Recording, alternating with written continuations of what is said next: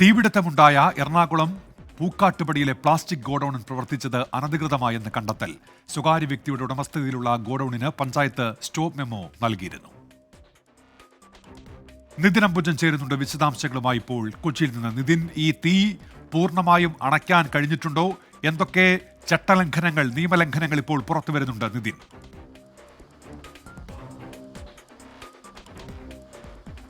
എന്തായാലും തീ പൂർണ്ണമായും ഇപ്പോഴും അണയ്ക്കാൻ സാധിച്ചിട്ടില്ല. ഇപ്പോഴും തീപിടുത്തം അതിൻ്റെതായ ആ നിലയിൽ തന്നെ ഇപ്പോഴും തുടരുന്നുണ്ട്. എന്തായാലും ഫയർഫോഴ്സിന്റെ ഭാഗത്തുനിന്നും തീ അണയ്ക്കാനുള്ള ശ്രമം നടന്നു വരികയാണ്. നമുക്കിപ്പോൾ ദൃശ്യങ്ങൾ തന്നെ കാണാം.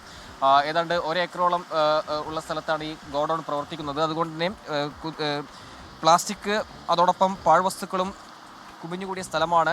അത്ര പെട്ടെന്ന് തീ അണയ്ക്കാൻ സാധിക്കില്ല എന്ന് തന്നെയാണ് ഫയർഫോഴ്സ് ഉദ്യോഗസ്ഥരും പറയുന്നത്. പക്ഷേ മറ്റ് വീടുകളിലേക്ക് തീ പടരാതിരിക്കാനുള്ള ജാഗ്രത എന്തായാലും നേരത്തെ സ്വീകരിച്ചിരുന്നു. രാവിലെ 4 മണിക്കാണ് തീപിടുത്തമുണ്ടായത്. ഉടൻ തന്നെ കാക്കനാട് നിന്നും ആലുവയിൽ നിന്നും ഫയർഫോഴ്സ് എത്തി തീയെ അണയ്ക്കാനുള്ള ശ്രമം നടന്നു വരികയാണ്. ശക്തമായ പുക ഈ മേഖലയിൽ ഇപ്പോൾ ആകെ പടർന്നിട്ടുണ്ട്.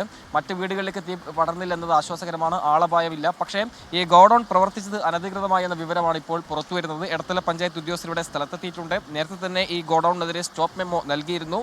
നാട്ടുകാരുടെ നിരന്തരം പരാതി ഈ ഒരു പ്ലാസ്റ്റിക് ഗോഡൌണിനെതിരെ ഉണ്ടായിരുന്നു. അതിനുശേഷമാണ് പഞ്ചായത്ത് അധികൃതർ സ്റ്റോപ്പ് മെമ്മോ നൽകി എന്തായാലും ഈ ഒരു ഗോഡൌൺ അടച്ചുപൂട്ടണമെന്ന നിർദ്ദേശം നൽകിയത്. പക്ഷേ അതിനിടയിലാണ് ഇന്ന് രാവിലെ തീപിടുത്തമുണ്ടായത്. എന്തായാലും പഞ്ചായത്ത് അധികൃതരെല്ലാം തന്നെ ഇവിടെ എത്തി മറ്റ് തുടർ നടപടികൾ സ്വീകരിക്കുന്നു. ഇതിനിടയിൽ രാവിലെ തീപിടുത്തമുണ്ടായപ്പോൾ തന്നെ ഫയർഫോഴ്സ് എത്തി തീ അണയ്ക്കാനുള്ള ശ്രമം നടന്നു വരികയാണ്. എന്തായാലും കൂടുതൽ ഫയർഫോഴ്സ് യൂണിറ്റ് ആവശ്യമെങ്കിൽ ഇവിടെ എത്തുമെന്നാണ് ഇപ്പോൾ ഫയർഫോഴ്സ് ഉദ്യോഗസ്ഥർ വ്യക്തമാക്കിയിരിക്കുന്നത്. തീപിടുത്തമുണ്ടായപ്പോൾ തന്നെ ഈ മേഖലയിൽ വൈദ്യുതി ആകെ തന്നെ വിച്ഛേദിച്ചിരുന്നു.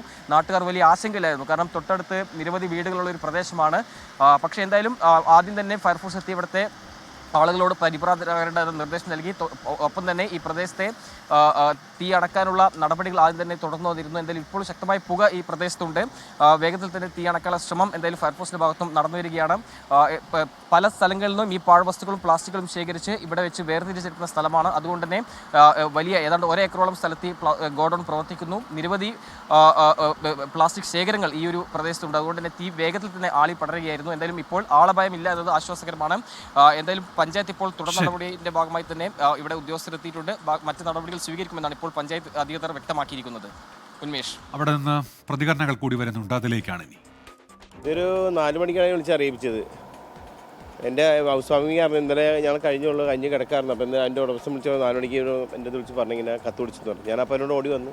ഫയർഫോഴ്സിനെയൊക്കെ വിളിച്ചു, പോലീസ് സ്റ്റേഷനിൽ അറിയിച്ചു. അപ്പോൾ തന്നെ KSEBിൽ അറിയിച്ചു. അപ്പോൾ തന്നെ ലൈനൊക്കെ ഓഫ് ചെയ്യിപ്പിച്ചു. അപ്പോൾ തന്നെ ഇവിടെ വന്ന് തീ അണയ്ക്കാനുള്ള സെറ്റപ്പ് എല്ലാം ചെയ്തുകൊണ്ടിരിക്കുകയായിരുന്നു. പ്ലാസ്റ്റിക് ശേഖരിക്കുന്ന സ്ഥലമാണ് ഇത്. പഞ്ചായത്ത് നിർത്താൻ വേണ്ടിയിട്ട് മെമ്മൻ്റ് ഇത് കൊടുത്തിട്ടുള്ളതാണ്, സ്റ്റോപ്പ് മെമ്മോ കൊടുത്തിട്ടുള്ളതാണ്. എന്തോ അവിടുന്ന് സംഭവം ശേഖരിച്ചുകൊണ്ട് തിരിയുന്ന സംഭവമായിരുന്നു. ഇത് പാടില്ല എന്ന് പറഞ്ഞുകൊണ്ട് നാട്ടുകാരെയൊക്കെ പരാതി കൊണ്ട് നമ്മൾ പഞ്ചായത്തിന് കമ്പനിയിലേക്ക് വയ്ക്കുകയും പഞ്ചായത്തിന് സ്റ്റോപ്പ് മെമ്മോ കൊടുത്തിട്ടുള്ളതാണ്.